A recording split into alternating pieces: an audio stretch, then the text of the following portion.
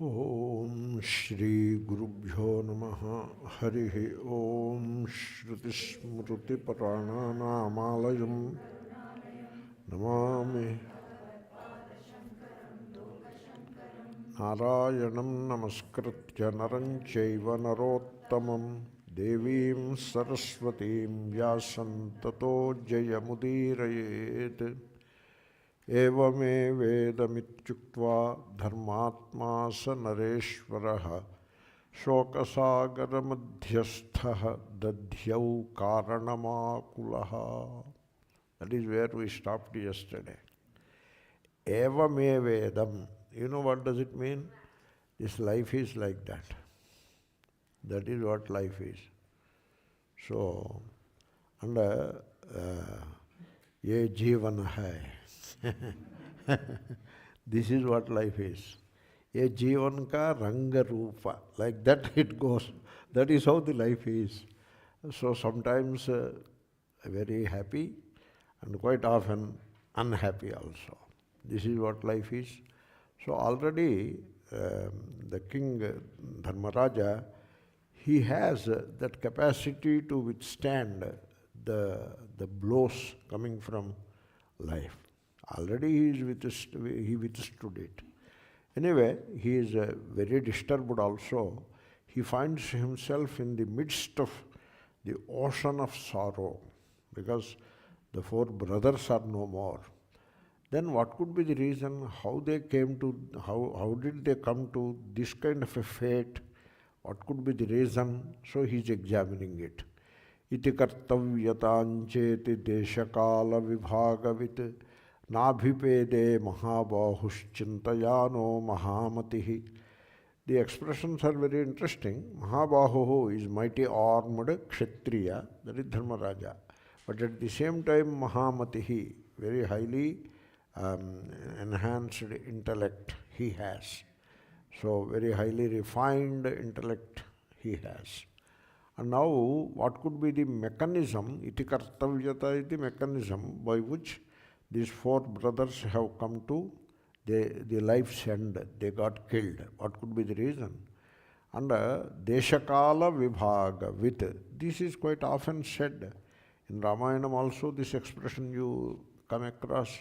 Now it is coming here more than once. So the right place and the right time, this is well known to him. And now he feels that this is not the time for this kind of a calamity and this is not the place for this kind of a calamity to happen. In the battlefield, suppose the warrior dies, we understand. Not like that. So he was unable to understand the reason for this kind of a fate. Nabhipede chintayanaha. He looked around, he was examining but could not find the cause for the fate of his four brothers. Atha sanstabhya dharmatma tadatmanam tapassutaha. Tapassutaha. Tapassutaha means Dharmaputraha. He is the son of Yamadharmaraja, the lord of death, if you will. Okay? Generally, Yama also understood differently in the Upanishads. In the epic and then in the Puranas, Yama is invariably the lord of death. But in the Upanishads, Yama is the antaryami, the inner controller of all this entire universe, of all life forms. That is how Yama is understood. But here you can take it as the lord of death. And he is the son of the lord of death. The idea is he was born to Kunti and Pandu Maharaja when they worshipped the lord of death. That is the idea. Okay, because that is Vedic times, you know. There, the devatas that they worshipped are different from the devatas that we are familiar with in modern times. Now we worship entirely different set of devatas, whereas those devatas are altogether different. One of them is the god of death, that is Yama. And Dharmaraja was born by worshipping the god of death. That's why he is called Dharmaputraha. The god of death is also called Dharmarajaha, Yama Dharmarajaha. So, this Rajan Shabda is the Nakaranta Shabda, but the moment it goes into Samasa, it becomes Akaranta. Anyway, so Dharmaraja, he Dharmaputraha, Yudhiṣṭhiraha. So, he is trying to control himself, control the grief into which he was thrown. He is trying to gain some kind of a command over himself. That is what he is trying to do.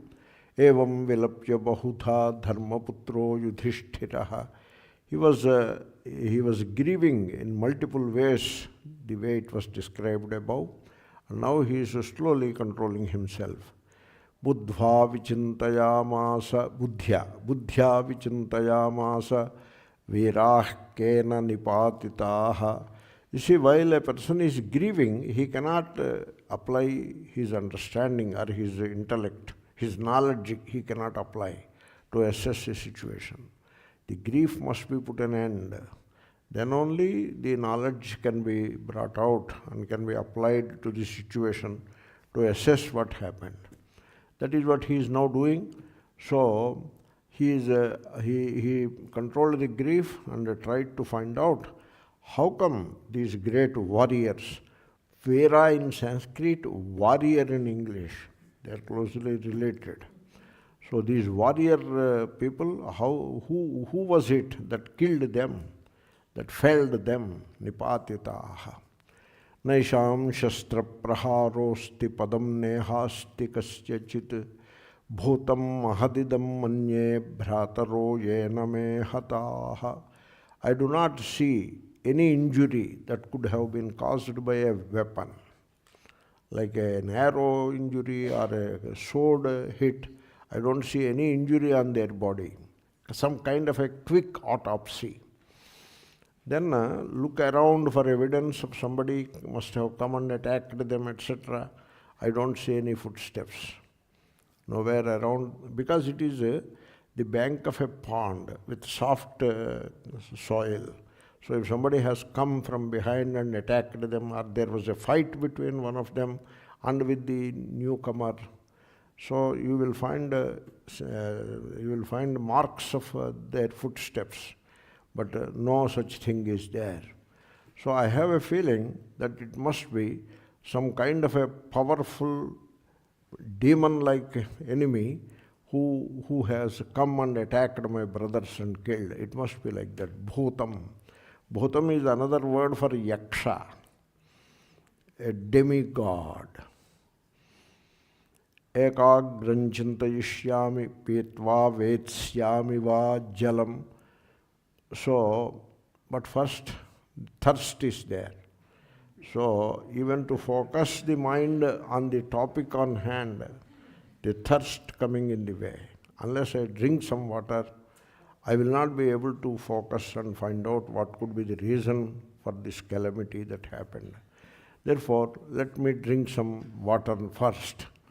Syattu, so then still he is thinking. Water he has yet to drink, but he is thinking still. Syattu duryodhanenedam upamshu vihitam krutam. This must be some plot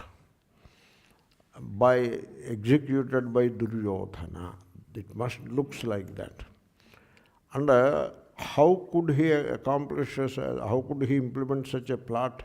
He must have done it without our knowledge. We could not guess that such a hit is coming from him, and suddenly it has come. It must be something that was accomplished by Duryodhana. So it must have been something like that. Like recently, 1 month back, the Israeli people, they have put explosives in cell phones or walkie-talkies of the Hezbollah people, and sent a radio wave to trigger all the cell phones at the same time. Cell phones are walkie-talkies. 3,000 cell phones have exploded at the same time. They did not know where from this calamity has come. So maybe Duryodhana must have done some such thing, That is what he was thinking. But still he has to drink a cup of water first. Gandhara raja charitam satatam jimha buddhina yasya karyam akaryam va samameva bhavatyuta. This Gandhara Raja, Gandhara is Kandahar, the present day Kandahar. That is the Gandhara. And Shakuni is the prince of the Gandhara state. Shakuni is the prince. Yeah, it's okay. Yeah, right. Then, and Shakuni's sister, the princess of the Gandhara state, is Gandhari. And she is the consort of Dhritarashtra Maharaja. And so, Shakuni is the classical brother-in-law of Dhritarashtra Maharaja. He came and stayed here. He travelled 1,000 miles and came to Delhi and stayed in the Hastinapura kingdom. He can as well go back to his country, which is 1,000 miles away, and he is the prince there. He is a great warrior in his own right. But he is a gambler. And so this gambler instinct is something very unique. And so he remained here. And he always thinks, his thinking is always jimha buddhina, crooked. Jimha is crooked. Buddhi is thinking. So his thinking is always crooked. Some people are like that. They don't think straightforward. They always think in a crooked fashion. Always manipulating, spreading rumors, and trying to plot against somebody else. This is how some people are. Very unfortunate. We do come across such characters occasionally. Maybe they are found in ashrams rather than houses, I don't know. It could be a coincidence. So you come across such people. And this Gandhara Raja, the king, he the king, of course he the prince really, of Kandahar, the Shakuni, he is like that. And for him, a good action and a bad action are same. So he doesn't make any discrimination between the two. It could be a good turn done to the other person, or it could be a bad turn done to the other person. He doesn't make any distinction, dharma and adharma. That is the kind of person he is. So in his mind, the dharma-adharma division is neutralized. That is the kind of person. He must have been involved in some plot against our family. Kastasya vishvasedhiraha dushkurutera kurutatmanaha is a very bad person. He is never trained, he is never brought up in the proper ethics and morals. That is the akurutatmanaha. And therefore he is given to doing things which are bad. Dushkurutehe. That is the Shakuni. And so how can we believe him? That too he is a warrior also, Veraha, over and above all these things. And he becomes the chief of army of Duryodhana's armies after Karna's death or something like that. He is a warrior in his own right. And who can believe him? He must have done some mischief against us. Athava purushair godhaihi prayogoyam duratmanaha bhavediti mahabuddhir bahudha tadachintayat. This must be some kind of a plot performed or used against us by that bad guy called Shakuni. It must be. This is how he was thinking a lot about this calamity that has befallen him. So he was thinking in multiple ways. Tasyāsīna visheneda mudakam dūshitam yatha. So sometimes it becomes difficult to make out also the what is being said. And quite often the Tikakara helps, but sometimes the Tikakara also doesn't help. So it looks, he could not figure out that the water that these brothers have consumed could be poisonous. That was the reason why they have died. That he could not figure out. It did not occur to him. That is the fact, but that did not occur to Dharmaraja. Mrutānāmapi chaitesham vikrutannaiva jāyate. Then he looks at them again. They are dead for a few hours now, at least for some time they are dead. The face of a dead body, a cadaver, however short time it was, and the face of a living person, there must be some difference. There is that life in the living person, even if he is unconscious, and the dead body is somewhat different. When you look at the face, you can tell whether he is unconscious, still living, or he is a dead body it is. You can tell. And when I look at their faces, they do not look like cadavers. I do not see the extinction of life in their faces. Somehow, they are not like four dead bodies. Maybe there is something in it. He was unable to make out what it is. Mukhavarna prasanna me bhratrūnām ityachintayat. When I look at their faces were calm, quiet, as though cheerful, prasanna, as though cheerful. Not, I don't see death in their faces. That is what he was thinking. Ekaikasas chaughabala niman purusha sattaman konyah pratisamaseta kalantakayama. Every one of them, the four of them, every one of them has the power of a swiftly flowing river. Oghabala, swift flowing river. If you stand in its way, it will push you down. Every one of them is that powerful. And great people, they were great human beings, very nice people. And who could have challenged them for a fight and killed them? I cannot imagine anybody doing that. Maybe except the very God of death himself has descended, challenged them for a fight, and then felled them. Maybe it must have happened like that. Otherwise, I do not see any chance of any human being challenging them, fighting with them, and remaining alive, able to kill them. It is not a possibility at all. Etena vyavasayena tattoyam vyavagadhavan. So now he came to a conclusion. This must be some big demigod, or maybe even the god of death himself must have descended and killed these four brothers. I don't see any other possibility. And so that is how he thought, kind of concluded that way, and then he enters into the water to drink water. Gahamanascha tattoyam antarikshat sasushruve. As he is going deeper into the water, one step he put into the water and then go a little deeper to drink water. Then suddenly from the sky, so he heard a sound, a voice. Yaksha uvāca, that is the yaksha above. He is saying, Aham bakasyaivalamatsya bhakshaha nītāmaya pretavasham tavanujaha tvam panchamo bhavita rajaputra nachet prashnān pruchhato vyakaroshi. Very interesting Sanskrit it is. Very beautiful poetic Sanskrit.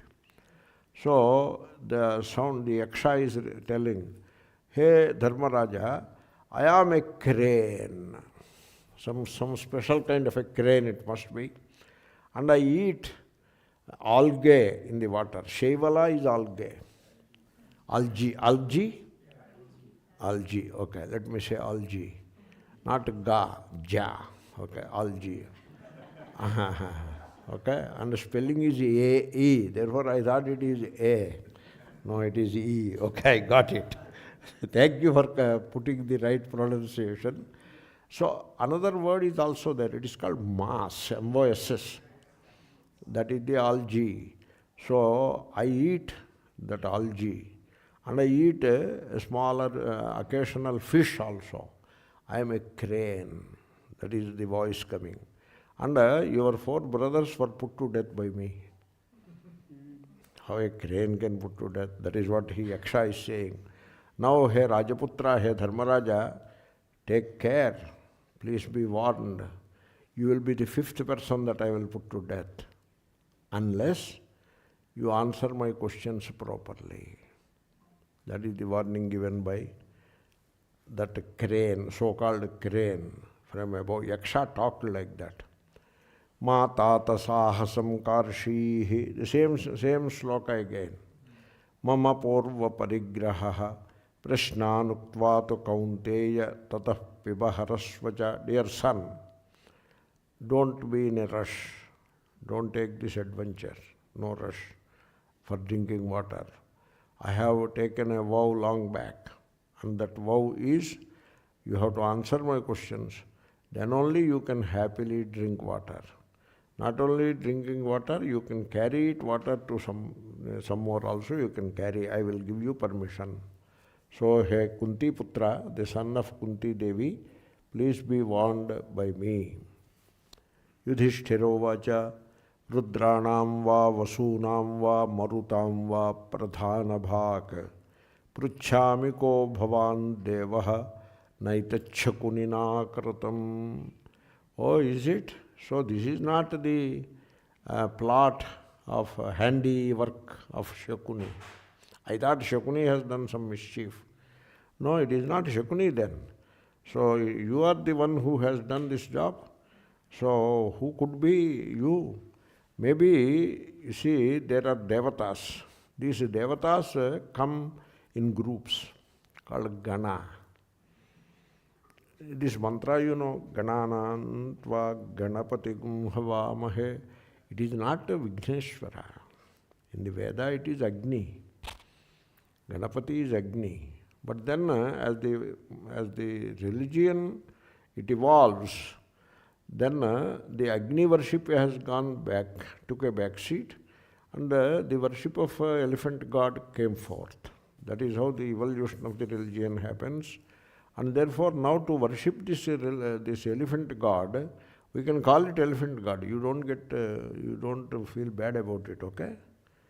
You see, somebody was said monkey god. Then somebody got hurt. Oh, what are you saying, Hanuman? Monkey god you call? Somebody got hurt. Then I was walking on that boardwalk in Rishikesh.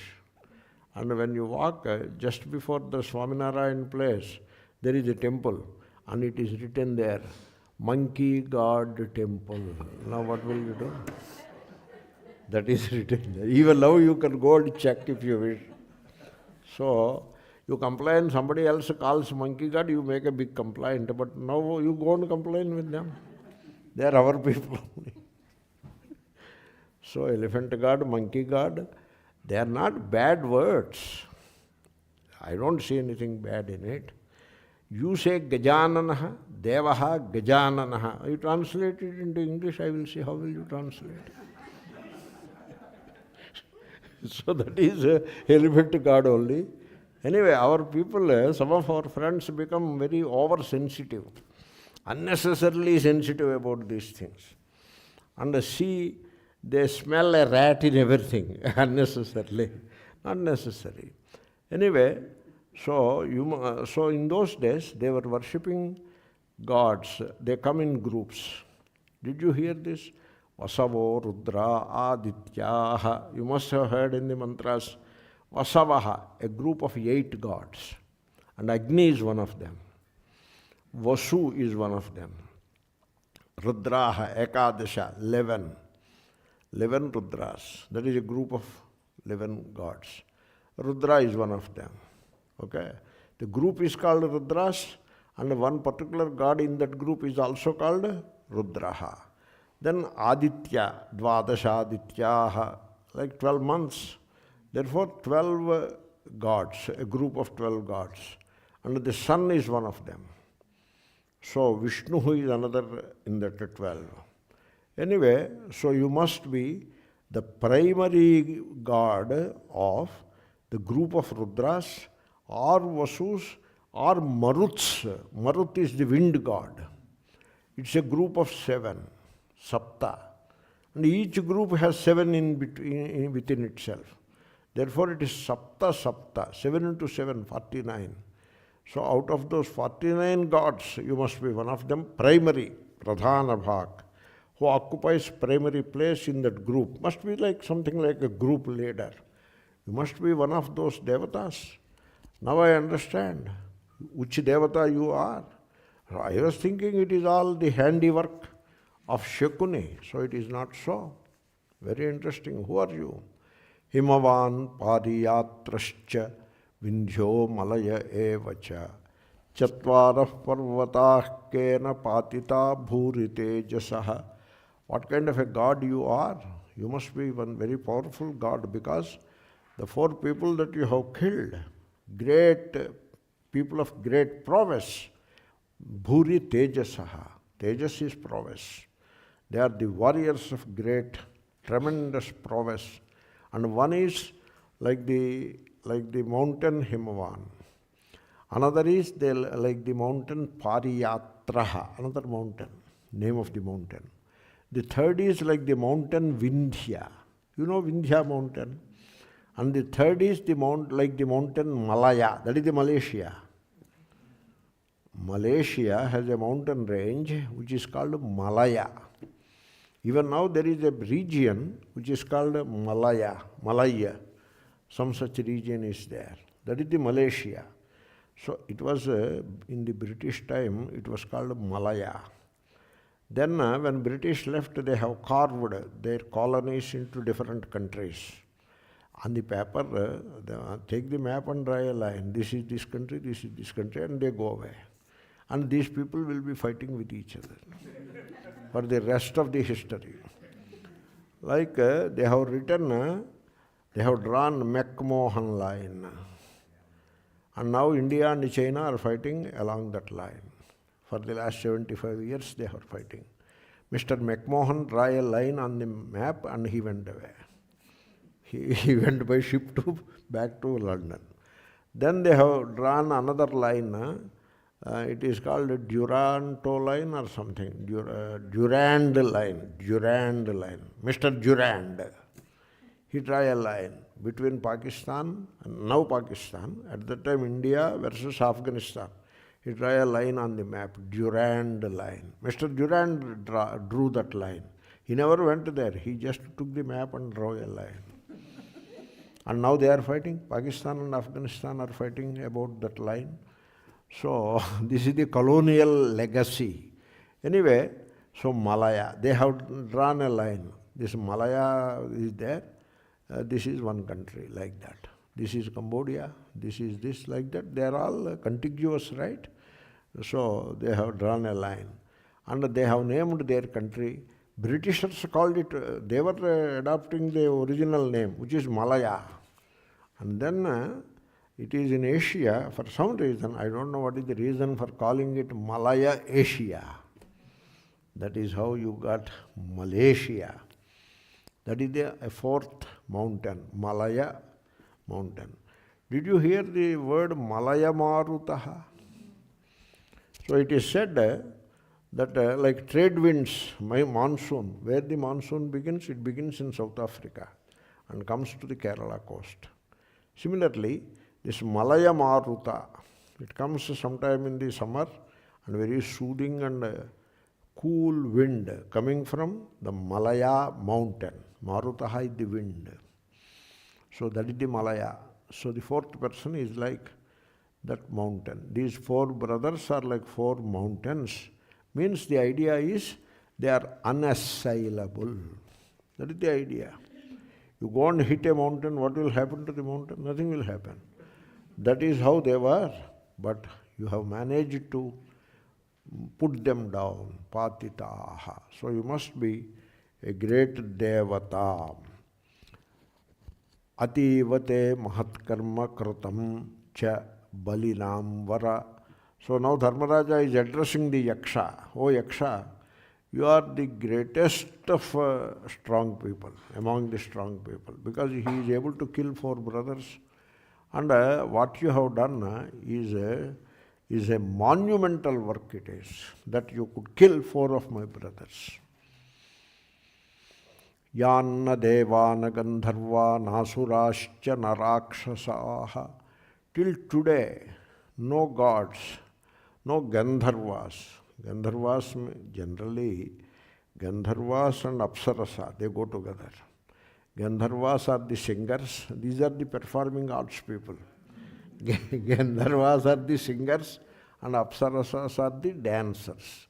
They go together. They cannot dance unless somebody is singing there, right? So if he is singing and there is nobody to dance, that is also not complete. They are together, Gandharva, Apsarasaha. So the Gandharvas, some kind of a demigods.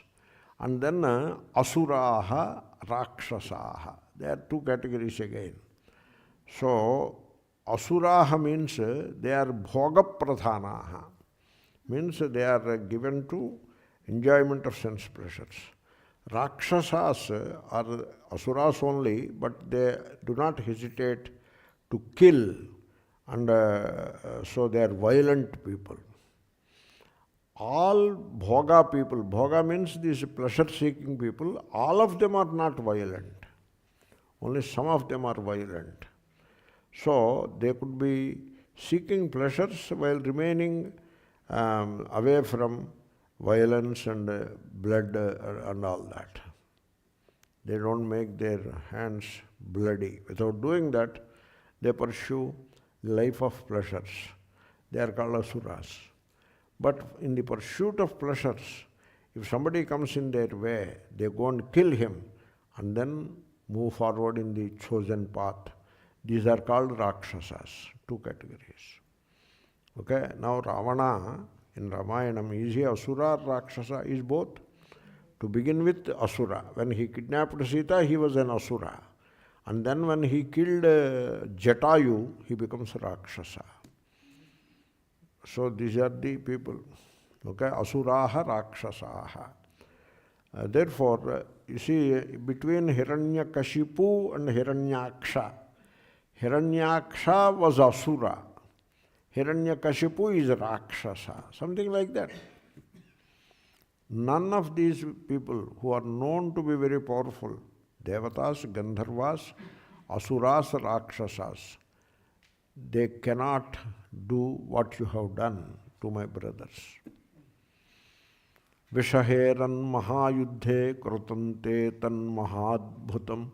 When the demigods themselves cannot stand in the battlefield before my brothers, and you were able to kill them, what you have done is nothing short of a monumental wonder. Miracle, not wonder, miracle. There is a question about wonder also here, so I will come to that. Na te janami yat karyam nabhijanami kaṅkshitam kautuhalam mahajjatam sadvasanchagatam mama. Dear sir, why you should have done that kind of a job? Why should you have killed my brothers? What happened between you and my brothers, I don't know. Something must have happened between you and my brothers that you were forced to kill them. I am not aware of that. And what is it that you wanted in killing my brothers? What is it that you want to accomplish? That also I am unaware. Now I want to know why you have killed my brothers. I am very anxious to know. So please tell. And then I am also afraid of you. Sadvasancha agatam mama. Because I am a bit worried that you could kill my brothers. The same fate may happen to me also. That kind of a threat I feel. Yenasmyudvigna hridayah samutpanna shirojvaraha. Because of this threat, so it is like a sword hanging on the head, Damocles sword, they say like that. Because of which I am very agitated in my heart, in my mind. Udvigna hridayah. I am very agitated in the mind. And also I am feeling intense headache in my head, shirojvaraha, severe headache, lack of water and all that. So, pruchhami bhagavanstasmat, O revered Yaksha, because he is a devata now, he is not a crane. Though he claimed that he is a crane, Dharmaraja could understand that he is not an ordinary crane. So you must be a devata, and I revere you. I am addressing you with all my reverence. Please tell me, who are you? Where are you standing? Why did you kill my brothers? Yaksha uvāca, yakṣohamasmi bhadrante. You see, people, they are in a hurry to make enemies. Whereas Dharmaraja has every reason to make enemy out of the other guy, because his 4 brothers were killed. But still, he is able to rise above this kind of a personal consideration, and he is not in a hurry to be vindictive and all that. Having understood that he is a devata, that was the conclusion he reached. So there must be some fault on the part of his brothers only. Therefore, he is addressing him, putting aside all the other problems of life. Very politely and in a revered fashion, he is addressing him as a very revered one, sir. Then Yaksha is replying. Now Yaksha's tone also changes. Yakṣohamasmi. Please understand, I am not a crane. I told like that for fun's sake. I am a demigod. Bhadrante. I appreciate your tone and the reverence that you show. There is an appreciation of that. And may good come your way. Means he is assuring them that I am not going to kill you. So feel comfortable.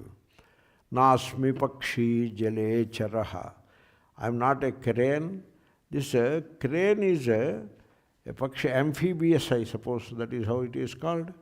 It can fly in the air, walk on the ground, and swim in the water. That is the kind of bird it is. Pakshi jale charaha.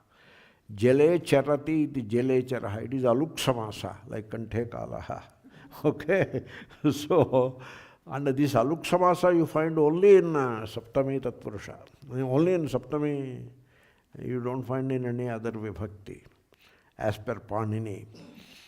So, kanthe kalaha, jale charaha, these are some of the interesting usages. And so I am not a crane or any such thing. Mayaite nihatas sarve bhrataraste mahaujasaha. I give it to you. Your brothers are very powerful people, great people of great prowess. I have felled them. I was responsible for their fate. They are lying dead on the ground. Vaishampayana uvāca.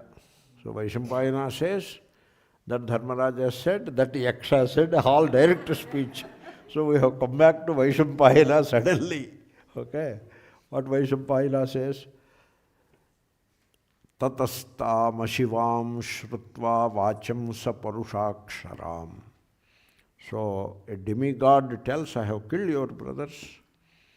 That is, Dharmaraja heard those words, which are like spears pushed into his ears. Very painful words. He heard, and very inauspicious words, ashivam. Yakṣasya bruvato rajan upakramya tadasthitaha. So the Yaksha, he was talking like that. This is what Yaksha was saying. Then Dharmaraja, so he was very unhappy to hear those words coming from the Yaksha, that his brothers were killed. Of course, he is not going to kill himself, but his brothers were already killed. And then he took a step forward. So Vaishampayana is addressing Janamejaya as Rajan, O Raja, O Janamejaya Maharaja.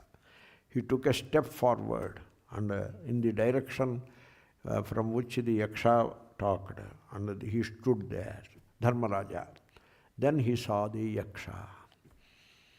By taking a step forward, he could see the Yaksha. Yaksha appeared before him, the demigod. Virupaksham mahakayam yakṣam tala samuchrayam. This demigod is having a huge body. He has hidden himself till now, but now he could see Yaksha, a very big guy. And also his eyes, the two eyes, they are not uniform. There a kind of squint is there in those eyes. Means he looks ferocious, not normal eyes, virupaksham. Or maybe they are very red and all that. This yaksha is as high as a palmyra tree, tala samuchrayam. That is the yaksha. Jvalanarka pratikāsha madhrushyam parvatopamam. Can you look at the summer, after summer noon sun? You cannot. In the summer, at the noon time, if you look at the sun, the eyes become very painful. So Dharmaraja felt that way as he looked at this yaksha. He is shining so brilliantly that you cannot look at him. Adhrushyam. He is unassailable. Nobody can do anything to him. He looks like a mountain peak standing there. Parvatopamam vrukṣamāśritya tiṣṭhantam dadarsha bharatarshabhaha. There was a huge tree, and he put one hand on the tree. He was leaning onto that tree, and he was standing there. And Dharmaraja looked at him. Megha gambhira nadena tarjayantam mahasvanam. When he is talking, the person who is addressed, he has to shiver with fear. That is how his voice, a booming voice, and a very loud voice, booming voice, as if the cloud is thundering. That is how the yaksha is. And now the yaksha is talking. Okay? All these instruments are a bit confusing. Now I got it.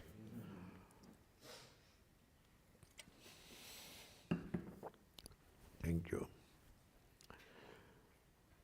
Yaksha uvāca. So before we come to the words of the yaksha, let me see one or two questions. So what is upasana? We have come back to this upasana question. According to Advaita Vedanta, yeah. You see, in Advaita Vedanta, the upasana is included, I mean it is admitted as a provisional measure. There is a big difference between Dvaita upasana and the upasana done by Advaita people. In Dvaita upasana, the division is always reinforced.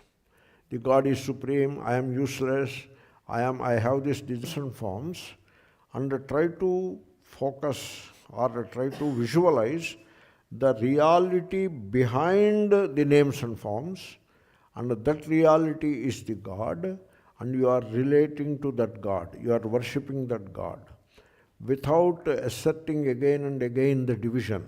In fact, without asserting any division whatsoever.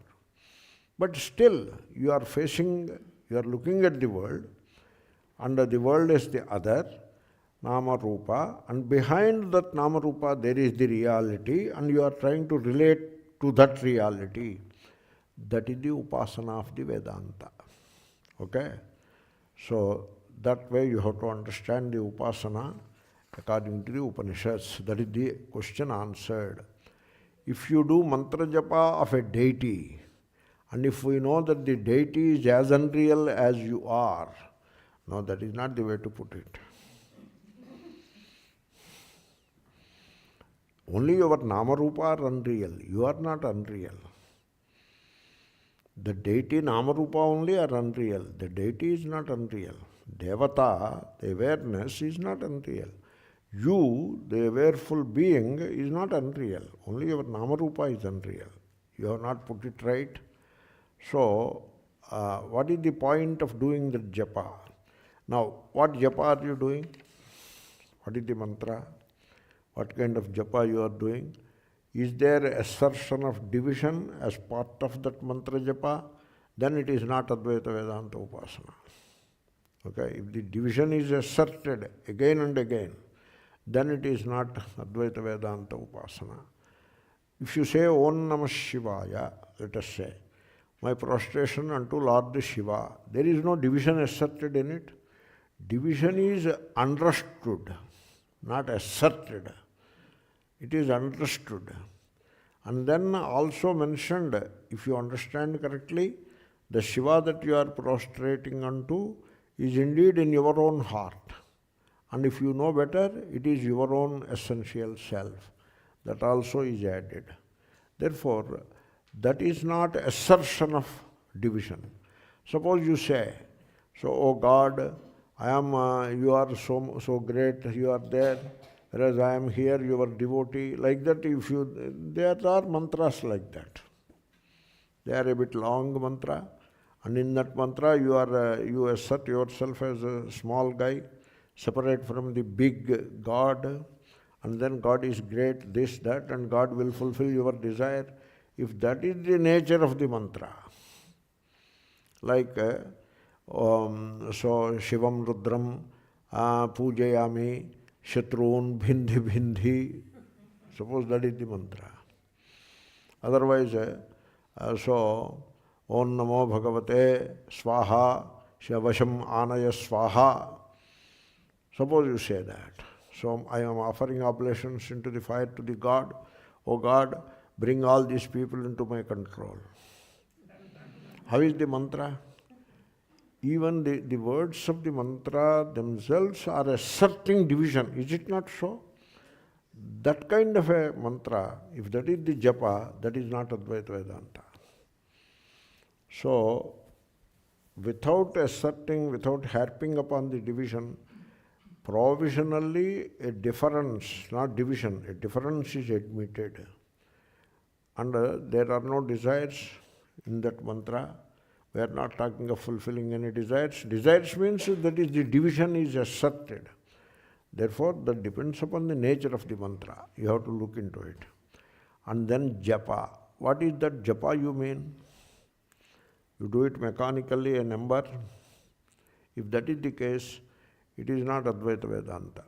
It becomes mechanical, it becomes a routine, and that will blunt your thinking faculty. You will not be able to think in a creative fashion anymore. The whole exercise becomes mechanical and routine, and it will blunt your mind. That will not be useful in understanding the reality, the truth. Therefore, you have to look at this Japa more carefully. That question is answered. An important question. Now we come back to the story. Yaksha uvāca. Now Yaksha is replying. Imete bhrataro rajan varyamana maya sakrat valat toyam jihiršantaha tato vai murdita maya. O Rajan, O Maharaja, he is addressing very politely. So Dharmaraja is addressed as Rajan regarding my warning.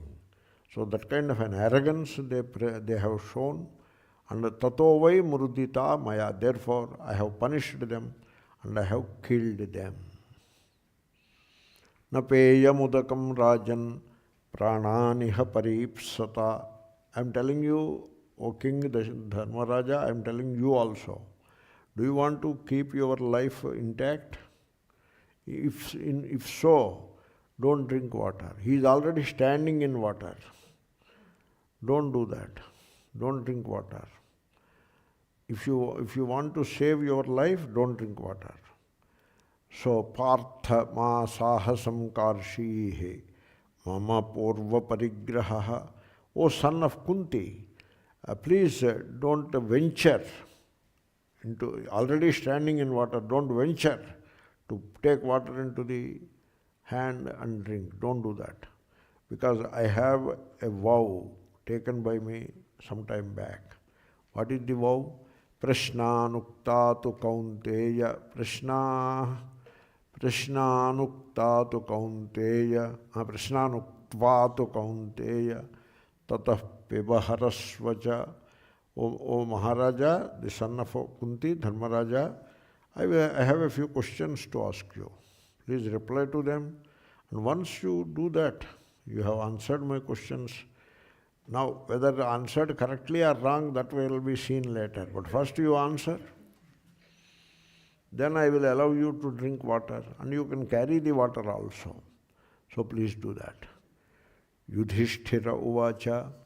Na chāhaṁ kāmaye yakṣa tava purva parigraham kaman naitat prashamsanti santohi purushas sada. Very difficult verse.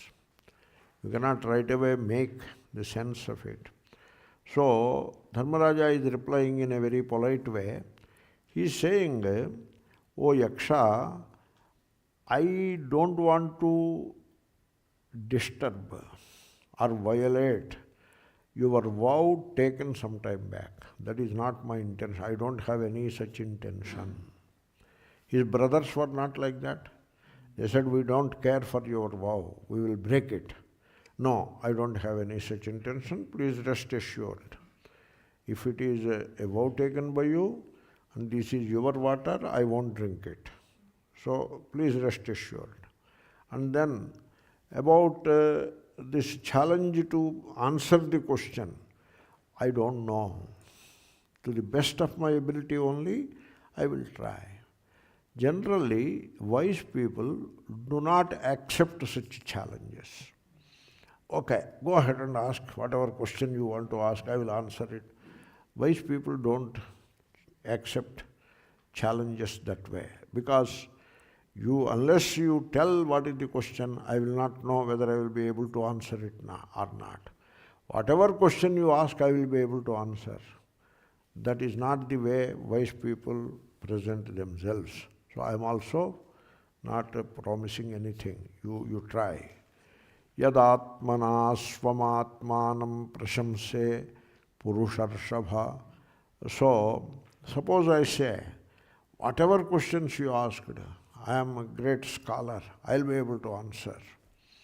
If I say that, that means I am boasting about myself. It amounts to self-boasting.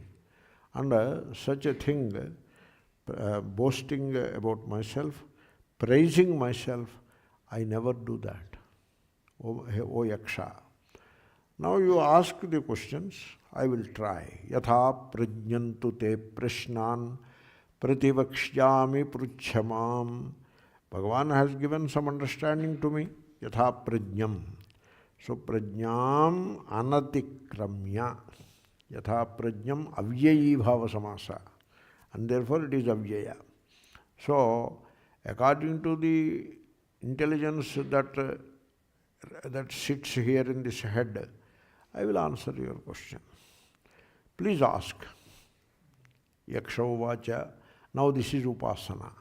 Now comes, just now we have answered the question of upasana. Now the upasana begins. So question and answer, they constitute a vision which comes under the category of Advaita Vedantic Upasana. Kiṃsvidādityamunnayati. That is the question. You may want to say the question. Yaksha uvāca. Kiṃsvidādityamunnayati.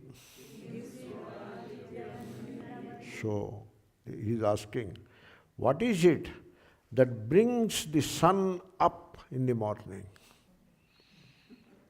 That is the question. You think about it.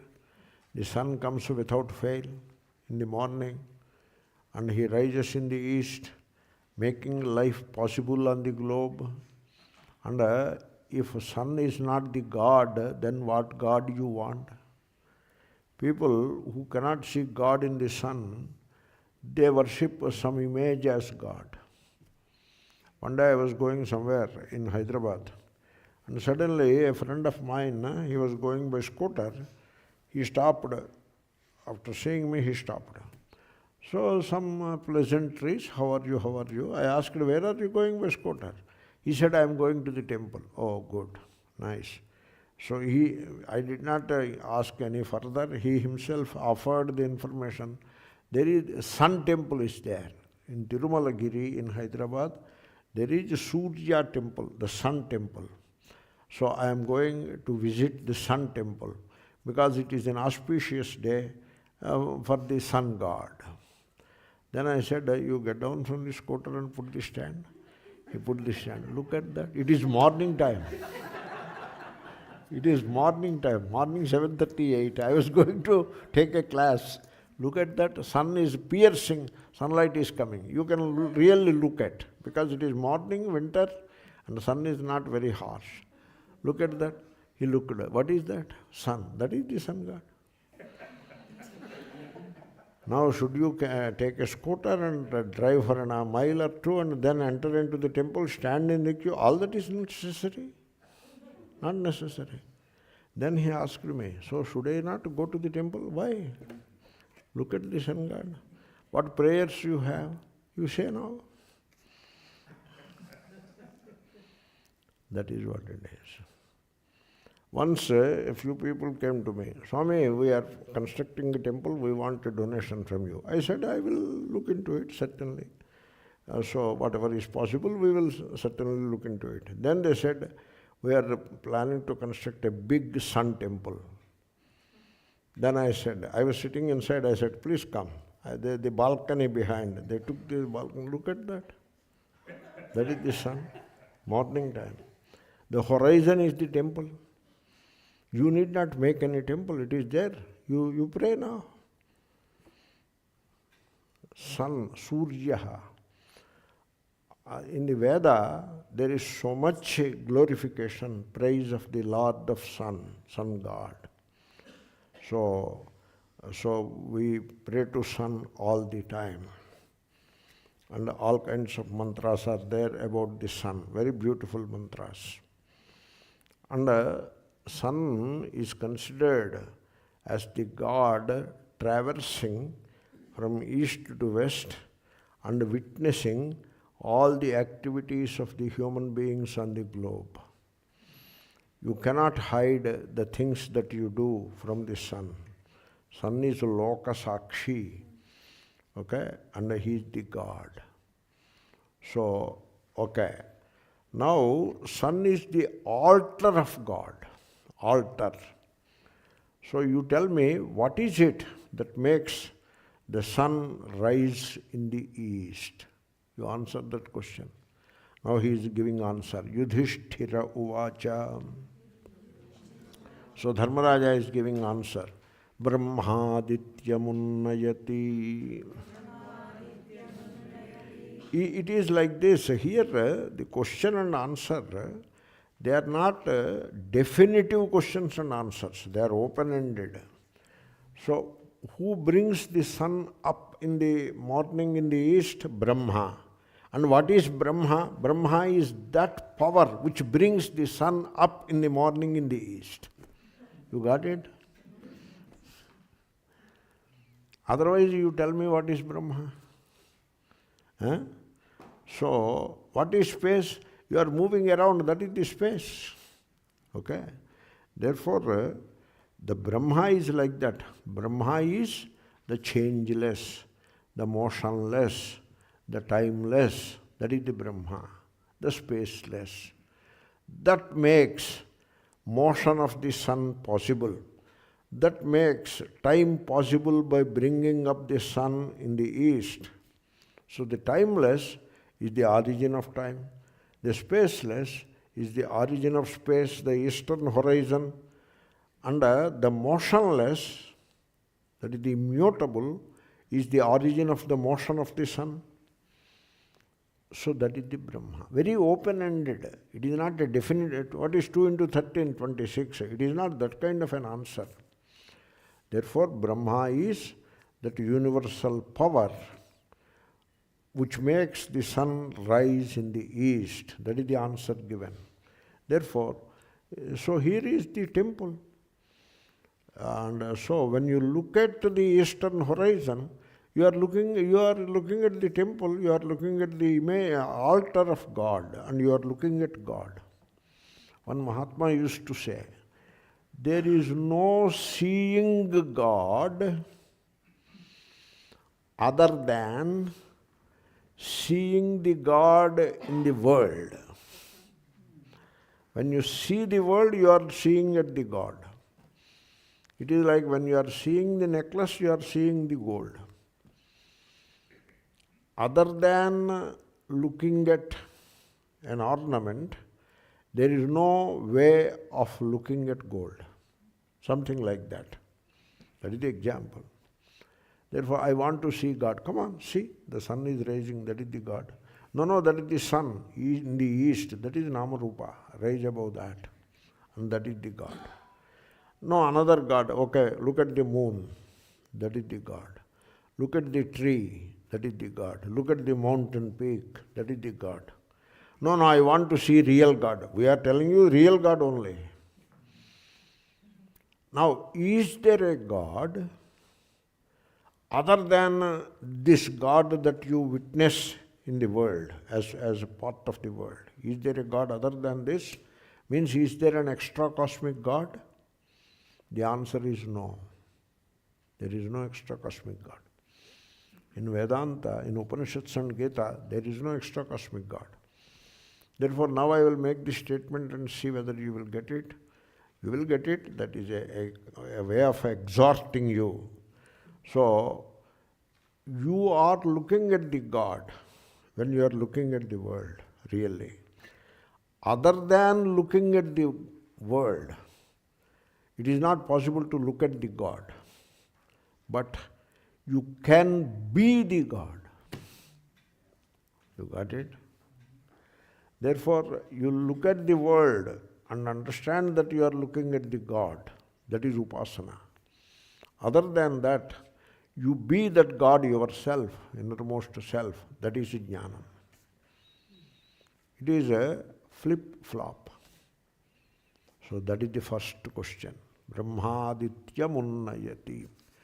You see, upasana is fixing the attention on the real aspect of the name and form. In a way, sun is a worldly object. Sun is an object in this world or in this universe. And you are looking at an object of the universe. And now, when you look at the object, obviously, you look at the name and form. But behind the name and form, there is an aspect of reality. And that aspect is called Brahma. And so when you are looking at the object of the world, you look at the real behind it, behind the name and form. That is called upasana. And so that means even while looking at the worldly objects, you have to rise above the names and forms. Okay? An example is given. Suppose your beloved wrote a love letter to you. Okay? Do you examine the quality of the paper on which she wrote? Or the kind of pen, yellow or green or red pen she has used, ink she has used? You look at that.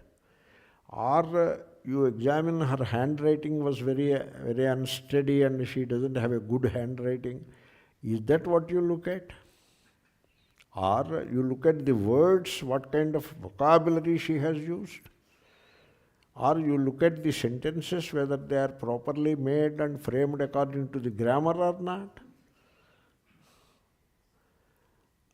Means what? You know English, you know all of this. You will be looking at all of those things. But even while, I have said 5 things, even while becoming conscious of those 5 things, you rise above all of them.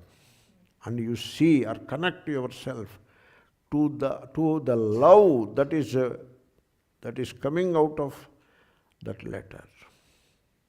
So you connect to the love behind all these 5 things. That is called love. Okay? Suppose you meet your beloved and ask what is the cost of this dress. Suppose that is the way you proceed. So vastramulya vivechanam, that is called in Sanskrit. He meets his beloved and he is inquiring how much you have paid to this saree. Areyappa. So you have to raise above these things.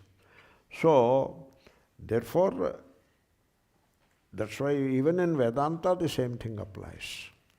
When you listen to the Shastra, even you are listening to the words and the sentences, and the meaning automatically flashes in the head, the brain cells, They throw up the meaning of the words and sentences that you hear. Up to that it is called verbal expression. And you have to go beyond the verbal expression and get the message in your heart. That is called Shravanam. Same thing you have to do with reference to the sight of sun, rising sun in the morning. That is how you look at the glory of Brahma as the sun is rising. It is the Brahma who is bringing up the sun. So, that means what?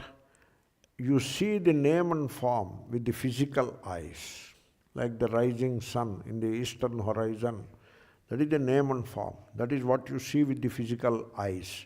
But then you rise above those names and forms which you see through the physical eyes, and you get absorbed in the divine vision. Means you are able to connect or commune with the divinity that is coming out of the rising sun. That is the upasana. So a beautiful question and answered very wonderfully. Then next question. Kecha tasyābhitaścarāḥ. So if sun is the Brahma, around the Brahma who is appearing in the form of the sun, there must be a few other elements. What are those elements? That is the question. tasyābhitaścarāḥ ke. Abhitaha means all around. Charaha, those who move all around the Brahma, who are there. Okay, the sun. Devāstasyābhitaścarāḥ. That is the answer. Question and answer. So, who are they? Who are they or those that move around the rising sun? That is the question. And the answer is Devaha. Tasyābhitaścarāḥ. That is taken from the question only. That expression is in the question itself. The answer is only one word, Devaha. Devaha means the rays of light, Divukāntam. So look at the sun, all around the sun, what do you have? The rays of light. Okay? Now this can apply to Brahma, Saguna Brahma. That is, the Saguna Brahma is the one who brought the sun up in the eastern horizon, and that Saguna Brahma is surrounded all around himself, surrounded by variety of devatas like Indra, Agni, Varuna, Yama, etc. Because all these devatas are like so many limbs of Hiranyagarbha. Hiranyagarbha is the Saguna Brahma. Therefore, you can look at this answer in two ways. One, the sun is surrounded by the devatas, means the rays of light. And then sun represents the Saguna Brahma, and who himself is surrounded by, himself or itself, surrounded by the variety of forces of nature. Like the rain-bearing clouds is Indra, the fire is Agni Devata, the water bodies are the Varuna Devata. If the Brahmanda, the universe, is the cosmic form of God, then the wind, the rivers, the mountains, the sun, the moon, all these things which are part and parcel of that universal body of the God are like so many limbs of Saguna Brahma, and they are all called Devatas. Okay? And those Devatas always surround that Saguna Brahma. That is the answer given. Very tough questions and tough answers, So we'll continue with it. So we have entered into the question answer session, we'll continue with it. So, can we ask doubts on the Diwali message, devāstasyābhitaścarāḥ? So recently we have done devāstasyābhitaścarāḥ in ashram on the day of Diwali. So here is a question. Can we ask any doubts about the Diwali message? Yes, please do that. So Depending upon the nature of the question, I will remind the message of the Diwali and then answer the question. You are welcome. You can pretty much ask any kind of questions because we proceed with the assumption or with the premise that there are no bad questions, there are only bad answers. Therefore, you are free pretty much to ask any kind of question. So, if Atma is akarta and abhokta, that is another question. Why does it have to take up a new body after the body dies? No. Atma doesn't take up a new body. Atma na hanyate hanyamane sharire. And Atma na jayate na mriyate. It is not born, it doesn't die. And it is not born again, and it doesn't die again. Atma is like space. Like a pot is broken. What is broken? Pot is broken, or pot space is broken, or mahaspace is broken? Pot is broken. Even pot space is not broken. Leave alone mahaspace. A question is asked. There was a building, okay, and it was demolished. There are rooms on the left side and the rooms on the right side. The demolition was partial. All the left side, one side rooms were all demolished. The other side rooms are still standing. Now, what is the difference between the space of the rooms that are demolished and the space of the rooms that are still standing? What is the difference? No difference. No difference. Sir, your question is misplaced. You did not put the right kind of question. I can understand the difficulty. The difficulty is you have to listen to some more Vedanta. So take up second chapter of Gita and study it from the verse number 11 onwards, 11 to 30. Second chapter, 11 to 30. You do not come across any one word about Atma taking birth, etc., etc. Then 31 onwards, some 4 or 5 verses are there, which are the contextual verses, which are the story part. Then Arjuna asks a question. Then Shri Krishna talks of rebirth and all that, not for Atma. Okay? Therefore, you have to follow carefully. So, dehinosmin yatha dehe, etc. So, vasamsi jirnani yatha vihaya, that context is different. That is not between 11 and 30.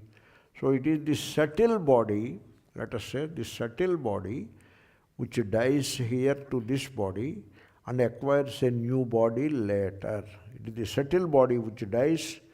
The physical body dies, the subtle body goes and acquires a new physical body. That is what is happening. You got the point? It is like the wind has come and here is rose scent. The wind picks up the rose scent and carries it and puts elsewhere. That's all. Not space. Space doesn't move. Space doesn't go anywhere. So Atma is like the space. And the subtle body is like the wind which carries the scent from one place to another place. So that finishes that question also. Good. So 3, 4, 5. From 6 onwards we will see tomorrow. Om Purnamadav Purnamidam